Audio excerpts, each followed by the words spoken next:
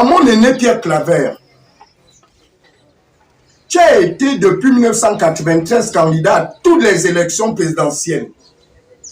Je pense que les résultats que tu as obtenus à toutes ces élections, que nous savons tous bidouiller, devraient aujourd'hui t'amener à comprendre que ton destin n'est pas forcément présidentiel. Pierre Claver. De toutes les fonctions que tu as occupées au Gabon, les Gabonais retiennent que tu as été plutôt un bon maire de la ville de Mouila, Germain Stéphane Iloko, qui affirme sans raison que le président Brice Oligui Nguema n'a pas de vision de développement. Je voudrais rappeler à mon ami Stéphane Iloko qu'il a été secrétaire général adjoint du PDG. En 2009, le PDG avait promis la vision de l'émergence aux Gabonais en 2025.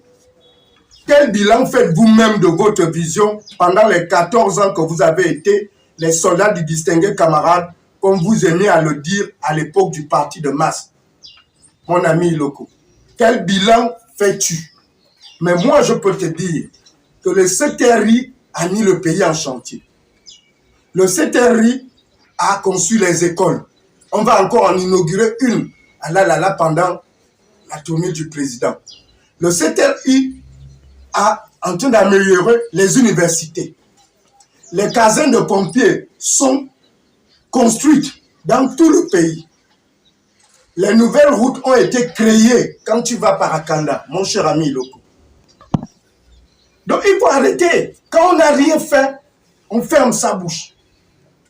On la ferme. Voilà ce que les autres ont fait en 10 mois. Toi qui dis qu'il n'a aucune vision, est-ce que tu peux me dire ce que vous avez fait en 14 ans? Chaque fois que tu parleras, je viendrai te répondre.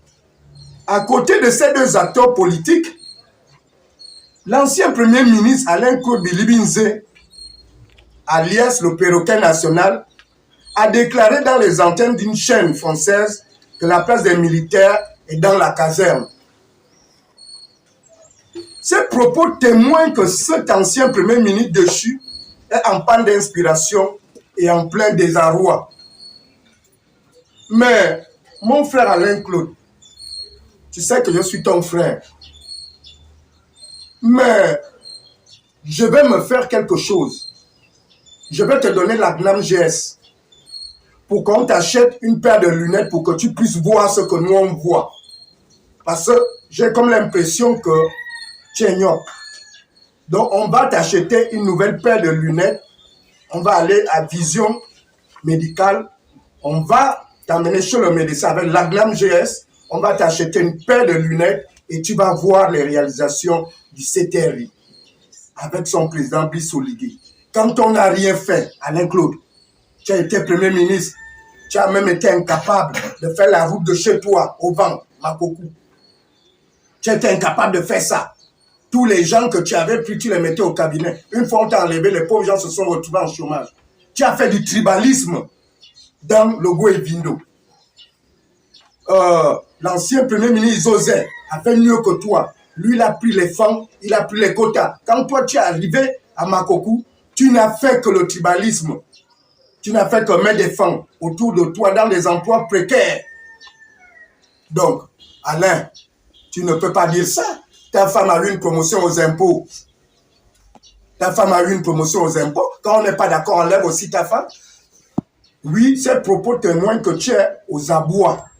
Va voir ton petit frère Brice, si tu veux lui vendre encore tes services, parce que tu es un prestataire politique. Va, tu pars là-bas, tu lui demandes que tu veux être porte-parole, puisque c'est ce que tu aimes faire. Tu lui vends tes services, et puis il va te donner. Donc tu arrêtes ton numéro. N'empoisonne pas la vie des Gabonais, plus que vous en avez déjà fait. Vous avez tué les Gabonais en 2016. Et tu sais que moi, Langema, j'étais allé voir le président pour lui dire, tu étais là assis, que monsieur le président, dites à votre armée de ne plus tirer sur les Gabonais. Les Gabonais cassent leur quartier, ils ne cassent pas vos biens. Moi, Langema, je l'ai fait, et tu étais assis. Je n'ai pas envie de dire plus la réaction de certains d'entre vous. Quand je suis allé dire que monsieur le président, l'armée ne doit plus tirer sur les Gabonais.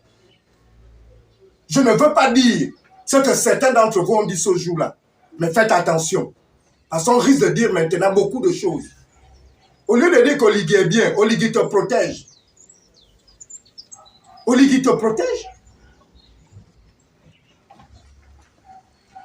Je rappelle 1990, à l'époque, étudiant à l'université Omar Bongo, avait déshabillé le très respectable professeur Daniel Onaondo, recteur de l'université Omar Bongo, à cette époque.